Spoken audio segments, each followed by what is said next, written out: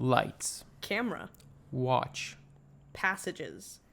Directed by Ira Sachs, starring Franz Rogowski and Ben Whishaw. I want you to go first, man. What do you think of this? Watch. 100% watch movie. Watch. I'm with you. For people that are listening to this is a very, I guess I want to say a very vivid, graphic, scened movie. So not everybody's kind of prepared. It is rated NC-17. Okay, and I at a certain age, you don't even look at ratings anymore. Exactly. I had no idea going into this. And I didn't know what this movie was going to be about at all. So I love walking into a movie knowing nothing about it, not knowing any trailers, or like just being completely void of knowledge. So that kind of makes the viewing experience for me even better. I had a little bit more information than you did, but not much. I did not watch the trailer. I knew that this was a love triangle. Okay. And I knew it was a married guy cheating on his husband with a woman. I knew that part, but that's all I know. It was an interesting take, and people should really know that this is also a foreign film. So there's a lot of French being spoken and English. I would compare this to kind of like a Bollywood movie where the majority of the dialogue was like in English, and then you just had moments of like French dialogue. But I absolutely love the introduction of the main character, Thomas, in the beginning, where he's like this control freak movie film director, and just how he came into the room and like took control of just everyone's like behavior. Hold the glass like this when you're guy was just basically walking down some steps, but he's like, you have to walk like this. Like, it was just tells you so much of that character, that he's a control freak. Everything has to be on his terms. I'm so glad you started bringing it up from the beginning, because that's really the only section we get to see of his work. And it really shows that like nothing satisfies him. And boy, is that true. Just a little bit. Like, oh my goodness. Yeah, he really comes in there, he really commands the room, and it's really on his terms. And that applies for all aspects of his life. Yeah, I mean, I love the love triangle, and it was just great to see like the romance between Thomas and Martin. Like, you just see like they're a domesticated husband and wife couple, or husband couple, or wife, I don't know. In that situation, and a stereotypical boring married couple, and then out of nowhere comes a get. I think that's right. A get, and she is this beautiful young lady, and for some reason, I guess he's kind of like infatuated by her. It was a bored evening, and he was kind of a little drunk, and he was like, I'm dancing. My husband wants to go home. He's kind of boring, so I'm gonna hang out with the young kids and just dance a little bit. And, they go back and they make sex. Yes, they do. It's really interesting because, so he's married. He cheats on his husband. He comes home and first thing he says to his husband is, guess what I did last night? I had sex with a woman. And his husband the husband's name is... Thomas. Martin. Martin's not fazed by it. Yeah. Even a little bit. He says you do this every single time you finish a film or something along that line. Something. I'm assuming he does like something weird. Yeah, you can tell that this is just who he is. He's not a calm, settled guy, but I guess it's different this time because he thinks he's in love with her. Yeah, I think he's more in love with something so different, and that something, I guess, got him off too. Like, I think it was just not even like an emotional one. I think it was more of a physical reaction that he got from this connection, because I'm assuming that this girl also knows that he's married.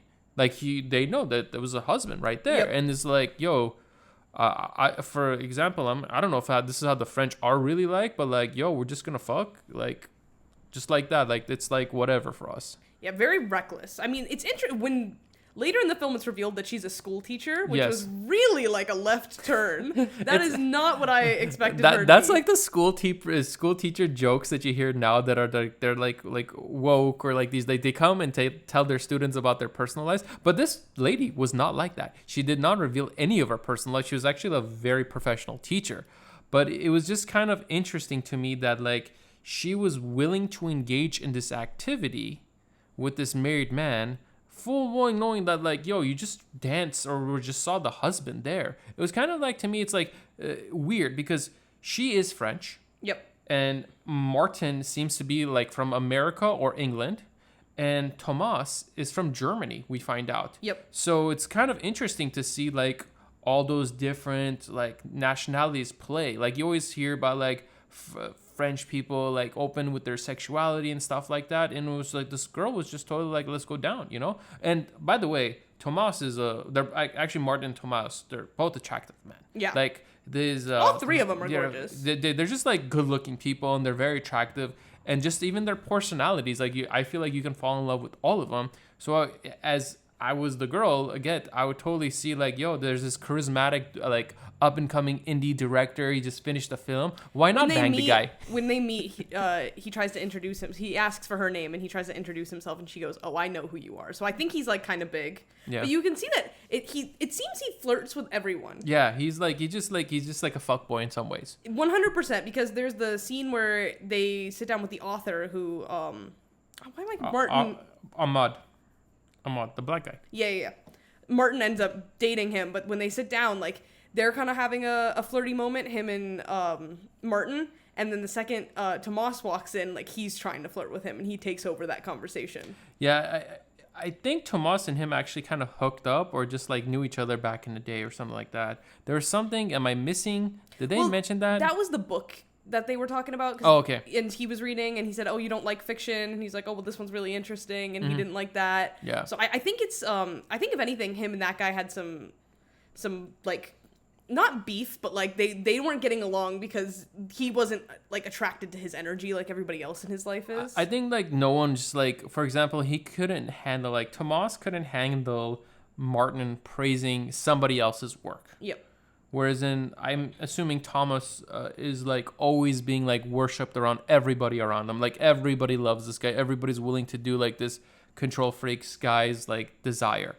And it's just interesting to see that he just like leaves his partner for like years, that they have a home. They have a country home. Yep. Like it seems like they're both very established, affluent, well-off people. Well, I think you can tell that Tomas was not expecting Martin to leave him. Yeah. He thought it appears that Thomas doesn't think that any of the rules apply to him. Yeah, it was kind of interesting to me that from what I saw of Tomas, he seemed very gay and not bisexual. And maybe there's things or fillers or stuff that I missed, but like to me it was interesting to seem like, well, you could tell he was like with a man long time, and I think the fact that he decided to be with a woman kind of is what sparked the "I'm leaving you," like this is something new and exciting for me, because it was so out of his every single day. And that, oh man, dude, it's interesting that like his husband wasn't enough for her.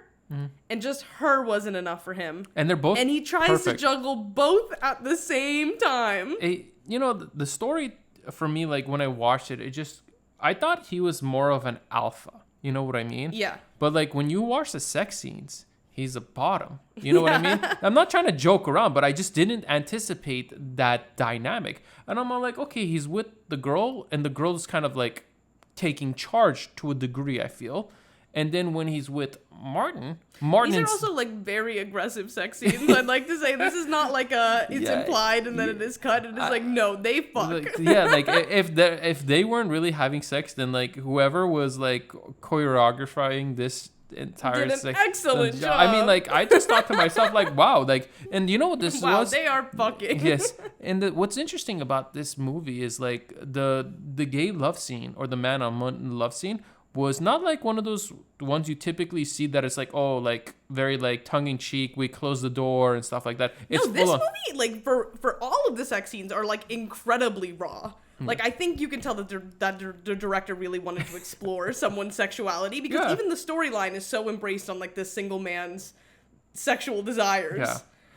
Yeah, and you know, I'm all for that, and I think people need to do that, because I feel like in cinema for the longest time, it's always been like women that have been dictated, like you see them naked and stuff like that in sex scenes. But I feel like men need their turn too.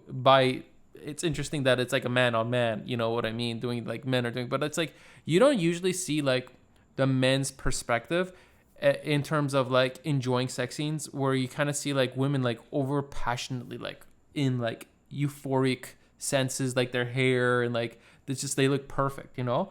But like in this scene, like the guy was like really enjoying himself. Dude, they're fucking going at it, man.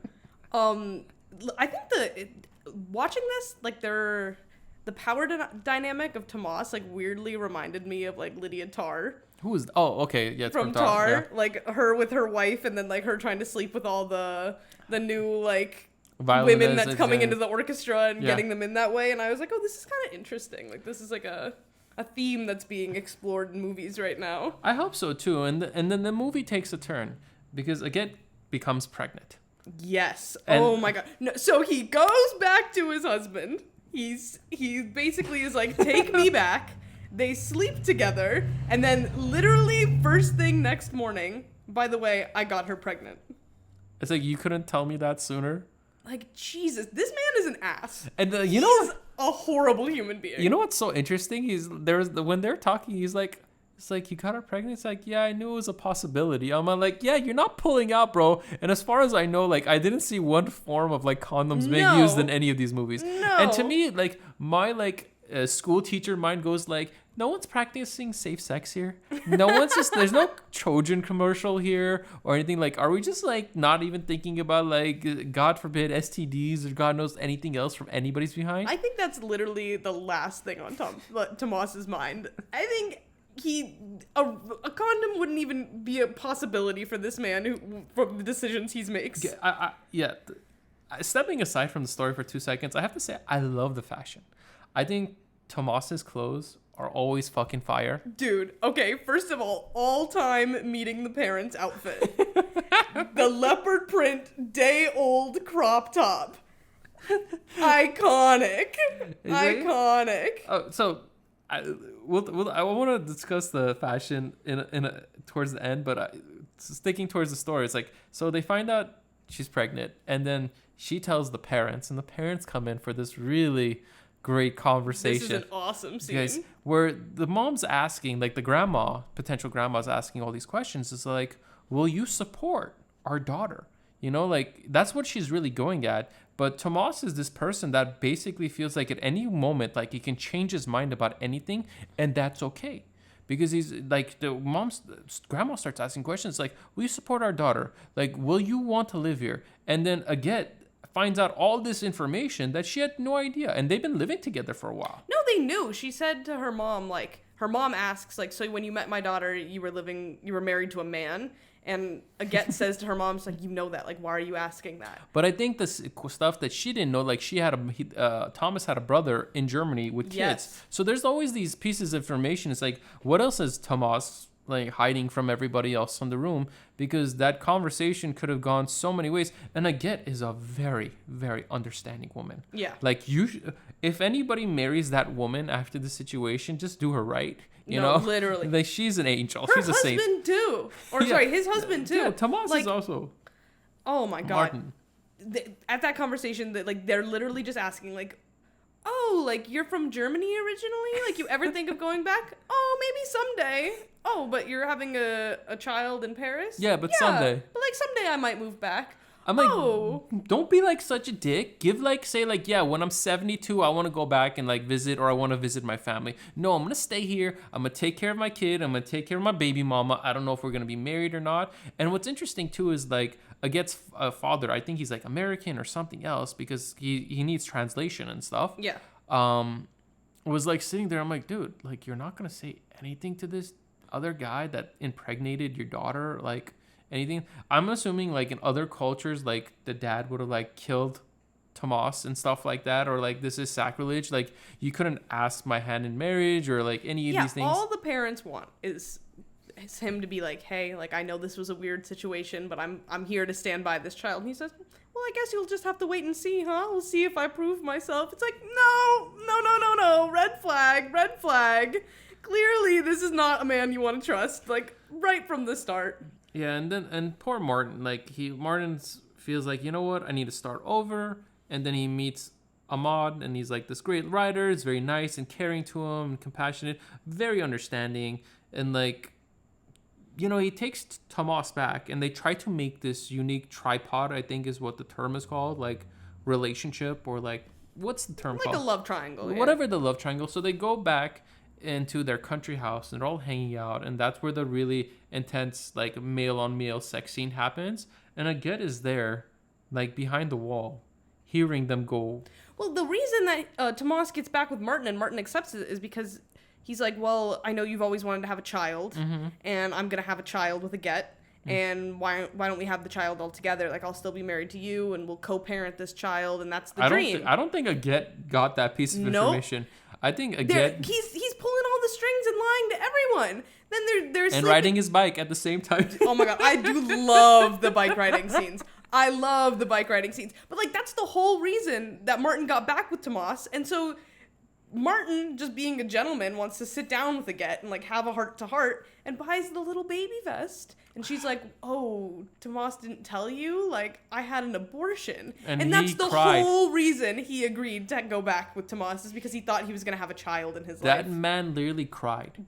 He's so good in that scene. He cried, like, he held those tears, like, it didn't come down. It was just, like, hovering over his lashes. And his hand is, like, shaking with his coffee. And he's like, God. And you can tell it gets so, like, yo, you got told the wrong piece of information. It's in that scene, they both realize they're getting played by this man. Yeah.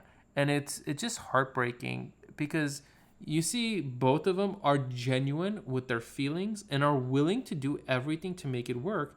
But, like, this man I want to get to his character later, but, like, this man is just wrong for both of them. And Ahmad tells Martin, like, when, like, Martin's telling, like, yo, I'm going to go back to Thomas, is like, you know, you're both bad. He's bad for you. He's not good for you. And I know you're going through whatever it is. And, like, Martin thinking to myself, like, you know what, maybe this can work. We can make this work, and everybody can have their cake. We can be different. You know, our story will be the one that works. Yeah. Not the case. Not the case. Yeah. I really liked the way it all played out.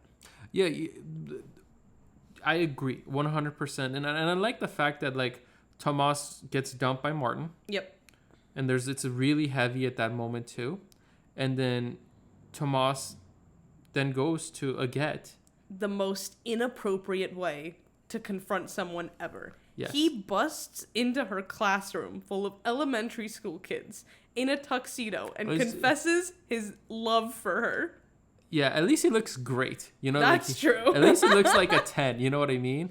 And this poor woman is, like, surrounded by her students that she doesn't give away any of her information. And is, like, you can see she's highly respected by her classroom. There's not a joke. They're, like, not being, like, crazy kids and, like, throwing paper plates or just having respect for their instructor. She clearly takes her profession really seriously. Yep. I mean, it seems like they all take their professions very seriously. But their personal lives, they're very, like, reckless. Yes, reckless is a great word to use. And Martin too. He's like he works in print. Like, I think he's some type of so particular with the colors, detailed, and the centimeters and the design. He's so intricate and he knows how to do everything. He's so careful with his work, and same with all these people. Everyone is so careful with their craft, but their personal lives is a joke. And then, you know, after, like, Thomas says, like, you know, he gets rejected, we just see that long scene of him just riding his bike through the city of Paris. I thought he was going to get hit by a car. I know. Every time you saw him drive somewhere, didn't you think he was going to get killed or hit? Yeah, he drives. He's reckless. Like, as a human being, there's a scene where he drives and he drives through, like, 3 stop signs and everyone's honking at him and stuff. He literally does not think rules apply to him. Yes. And that's the end of the story. But really talking about the characters, Tomas is... He has this, like, weird... I feel like he's on the spectrum in a way. I think he's a psychopath. It could be. Straight up. He was just something about him was kind of off. I don't know. Maybe he was just too detailed. Like, he can't see a difference between his work and his real life. Like, he's always in charge. Like, I think he views, like, his life is just like a production of one of his movies. He's going to tell everybody what to do, and he's going to get all the joy and recognition he wants. And I think, like, he's got a rude awakening because, like, he had his foundation with, like, Martin. And then he's like, oh, okay, let me see if I can get my cake and eat it too. And he gets this rude awakening that, like, you know, the world doesn't work that way. And he's finally going to, like, Venice or Cannes or, like, some other, like, huge, like, promotion for his movie because he thought he was originally going to fail, you know? And he's like, you know, sometimes, like, the first interaction sucks. And then the second time, everyone's going to love it. I think that's how he applied that to, like, whatever he was doing with, like, Martin and Adèle. Like, he's like, okay, in the beginning, no one's going to like it, but then when they do it again or come see it again, they're all going to love it. Mm-hmm. They're going to go crazy for it, and it's going to be a happy ending. Not the case. not the case. I love that he has nothing left, frankly. He has no place to go after that. He is truly on his own. Yeah, and the thing about this story is I love that it was a real story. I'm sure a level of this existed. Old Hollywood, new Hollywood, people swinging, just like enjoying their sexualities, all for it. Enjoy your life. But you also have to accept the repercussions, you know? It's not going to be always like fairy tales and happy endings for everybody. And I just love that everybody was like, they were kind of like dreamers, but the dream turned into a nightmare. Yeah. And they just made realistic decisions to salvage the situation. For all characters. All of them. I think they all made a decision to salvage their lives. Yeah, and the decision was to cut off Tomas. The psychopath.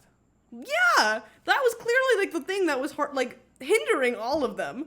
Yeah. Poor Agatwant was excited to start a family. I know, she knew that the two men were gonna take over the child, and she was not gonna be a part of it, and that was not gonna be her family. Like, the second that they go on the retreat and they hear him literally cheating on her behind her back and then getting into bed with her after. I don't know if that's the case. I mean, I'm sure that's a situation too, but I think like maybe, and I'm not a woman and I can't speak for women, but if I was a guy and then I heard like my girl with some other girl like having the best sex of their life, I would kind of feel like, am I enough? You know what I mean? Like, like he's already like, they're already like, if there were two girls, they're like, oh, they're already lesbians. But this situation, they're two guys and they're gay or bisexual, whatever the situation is like, will I ever be enough for this guy? Because nothing will be. I know, but to me, like in that situation, I just saw how like she was. No, that's the realization for her. She was all curled up and like in an infant position, being like, what the fuck did I do? You know what I mean? Yeah. It's like, yeah, like maybe I got like, I had sex with some famous director and stuff like that. And like my life will be financially secure and it's going to be wonderful and stuff like that. But like the realization is like, I am just another prop for his like production. I want to know, did you notice that a lot of like the important scenes that are happening, Tomas's back is facing the audience or like facing the camera? No. I did not know. In like a lot of crucial scenes where they're having like really intense dialogue, we are looking at the back of Tomas's head. And I thought that was really interesting. I don't really know, I don't really have the words to say like what that's trying to compel on the screen other than like he's doing everything behind other people's backs and we're seeing it behind his back. I don't know, but I thought it was an interesting filmmaking choice. Well, I'm sure it is. And I always thought to myself, is there a reason where there's some scenes where just Tomas is in charge, like riding his bicycle, and then other scenes where he's driving a car? Like, what was the reason? I understand when they're driving, they're going out to the city, but like, I just want to know if like that had any type of like symbolism, like him riding his bike and then sometimes he's on his own path, man. I guess so. It was just that, those things go over my head. But I have to say, the fashion, I really want to talk about it. They look fabulous. Tomas's clothes, he's always on point. Agathe was wearing these outfits where it's like, you see her as a school teacher, but like, can she go to like supermodel status? Like, she wore these dresses that are honestly gorgeous. And I'm like, God, I would marry this woman in a heartbeat. And she's like an angel and she's a school teacher. Like, she can cook. She's like, she literally cooks for the guy. And he's like, oh, I'm not hungry. It's like, well, it's not for you too. Yeah. It's like, I like to cook, you know? And the way Martin is dressed is so like, I want to say like calm and like dainty and like comforting, and Tomas is always wearing this like big furry coat with this huge collar sticking straight up. It is insane. It doesn't matter what outfit he's wearing, he's always wearing this coat. There was this neon cut up sweater he was wearing. Yes. I thought it was the coolest sweater ever. He just like, look, I know I can't rock the leather print stuff that he was wearing, but like some of his tops were so cool, like the sweaters, the jackets. I'm like what he's wearing in the club scene is like insane. It's just really cool. And like to me it's like, oh man, like it'd be hard to turn down like a person that has like this aura, this personality, and you're like maybe this young. He's literally captivating. Yeah, it's like this young school teacher comes up. It's like, fuck, am I gonna ever have a chance? Like, it would just be something you would just brag to your friends. It's like, yeah, I banged that director. You know what I mean? Yeah. But like, I had a baby by him would be like another thing, and like. I just kind of felt bad for Agathe so much because I think naively she went into like this relationship with this guy that she has no idea about. Whereas in Martin's sort of like, you know what, he's this artist and this is who he is and I've known him for so long and this doesn't really faze me. But like the fact that Martin felt so threatened with this woman was something else, because I think Martin always viewed Thomas just as being someone that just loved men. But like being with a woman, like he couldn't handle it because, again, we see in the movie like he's a bottom. Well, even then, when Martin is dating the author, Ahmad, it bothers Tomas. Well, Tomas is out there literally cheating on him all the time. And it clearly bothers Tomas more than the original idea. Jealous girlfriend. No, 100%. Yes. It bothers Tomas that Martin's moved on way more than it bothered Martin that Tomas has moved on. And the fact that he was a writer. Yeah. And he's a visual artist. And this person, like, you see him insult. It's like, oh, it's like, have you read his book? He's like, it's a brick. You know how insulting that is? And then a guest that says, like, oh, it's really good. I thought it was, like, really, really well written. And he's like, no, he can't handle it. And he was smoking and reading it. I guarantee he's like, fuck, this is actually really good. No, 100%. He's like, fuck, I like this guy. And it's like, I'm going to go bang this guy after this. It was just like, this movie itself, but it told me like, this is a real life situation. And I know they made it fancy, right? People being directors and stuff like that. But imagine if this happened to real life people. And imagine if it was just like, it wasn't like, a boy, girl. It was like a boy. It was like a guy, girl. You know what I mean? Like a guy falls in love with another girl and like leaves his wife and stuff like that. I just loved how they shifted the dynamics. But Tomas had like a lot. I just really felt like he was jealous girlfriend. He was constantly jealous girlfriend with everybody. It's like, oh, I can cheat on you, but like you can't cheat on me because I'm the hot one in the relationship. No, he has to be in charge. Yeah. It just, to me, I think this was just well done. And I don't really watch a lot of foreign films. And I just like being taken away. And this is just like a genuine story. It's like, it's a very human story. It's very grounded, even though it's batshit insane. Mm-hmm. And at the end of the day, like as wild as it is, it's also really beautiful. And it's really beautifully made. Yeah. Do you think it could have had a better title? Passages, possibly. Like, but I'm not really against the title, but like I feel like it doesn't really portray anything that this movie's about. When I saw Passages, and I'm like, what does this mean? Like passages in a book or like in a play? Like, I don't know. I think, and I didn't see it marketed very well. But obviously, it's an NC-17 movie, so you have to be like adult, mature thing. You can't like be like a kid. You can't. I haven't seen a single trailer for this. I hadn't seen a single person talk about this, but I know it was like really heavily raved after Sundance. Mm-hmm. That's like kind of what stuck around for me. So when I saw it, I was like, oh, I want to check this one out. Mm-hmm. But yeah, I mean, like, I don't really know about the title, but other than that, I really like everything about this movie. Yes, and you know what else I like about this movie? It was a story that was not like overdone production in terms of like huge sets and stuff like that. They're all very small, like intimate locations. Yep. And I like that in two ways. It's very, very much an independent film. Yes. And I like that because it just tells you a few things that, like, one, they really wanted to tell a story and they didn't want anything else to take away from the characters. Mm-hmm. And what I noticed too is, like, when you go to France and all these other you notice that all these buildings are all damaged. Yeah. And I don't know if that had to do anything with it. Like, they're walking through and they see, like, chipped, like, concrete. Honestly, probably, because Paris, like itself, in France, kind of does really play a really important part of the story. Yeah, because like everyone thinks of France as like, oh, this romantic city and stuff like that. But what if it's not really this? What if it's just like a place where people go and like romanticize the idea? Did you see the Sean Baker film that came out either last year or the year before, Red Rocket? No, I've not seen Red Rocket. Okay, well... Interesting title. Red Rocket also has, like, a guy who's just absolutely reckless, and it also just has, like, a lot of scenes of him riding around on his bicycle. Okay. So, there's, like, weird parallels to draw in between that, but... Red Rocket, was that an A24 movie? It was. Was that the one with Cherry in it? Wait, is that the one that... Red Rocket... It has, one of the MTV guys in it. I don't know his name off the top of my head. I'd have to look it up.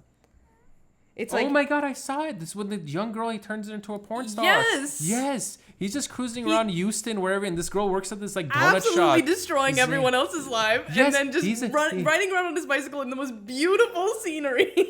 Like that, and she sings this version of NSYNC's "Bye Bye Bye." Oh my god, it's so good. Okay, I knew it was familiar, but it's like it just didn't click. But also, I really recommend people watch Red Rocket as well too. You know, it's people don't get it, but it's like this like aged out porn star who finds this really young, very girl next door and like turns her into a huge porn sensation. No, he wants to. He wants to turn into a big porn, and then all this other tragic shit happens. But back to the movie, back to Passages. I was very happy you took me to this movie. I did not anticipate what it was going to be.